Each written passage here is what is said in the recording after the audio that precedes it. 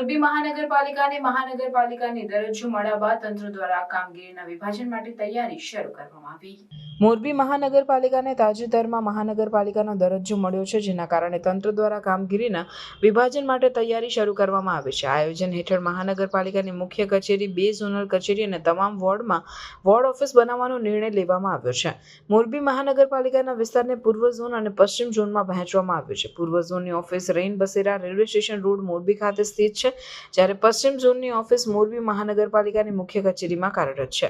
પૂર્વ ઝોનમાં વહીવટી કામગીરી માટે ડેપ્યુટી કમિશનર સંજય કુમાર સોની અને પશ્ચિમ ઝોનમાં ડેપ્યુટી કમિશનર કુલદીપ સિવાળા નિયુક્ત કરવામાં આવ્યા છે. આ વિભાજનનો મુખ્ય હેતુ સ્થાનિક લોકોની સુવિધા વધારવી અને વહીવટી કામગીરીને વધુ અસરકારક બનાવવી છે, જેથી લોકોના કામ ઝડપથી અને સરળતાથી થઈ શકે.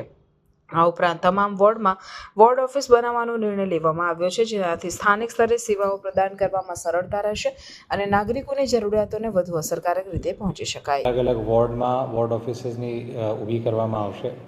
સાથે સાથે કોર્પોરેશનને આપણે 2 ઝોનમાં ડિવાઈડ કર્યું છે, ઈસ્ટ ઝોન અને વેસ્ટ ઝોન.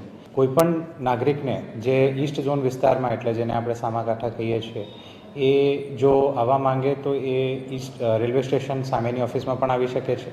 ત્યાં પણ અમે અમારા અમુક ટેમ્પરરી સ્ટાફને બેસાડ્યા છે, જે નાની મોટી પ્રોબ્લેમ્સ હોય તો એને સોલ્વ કરવા માટે પ્રયત્ન કરશે.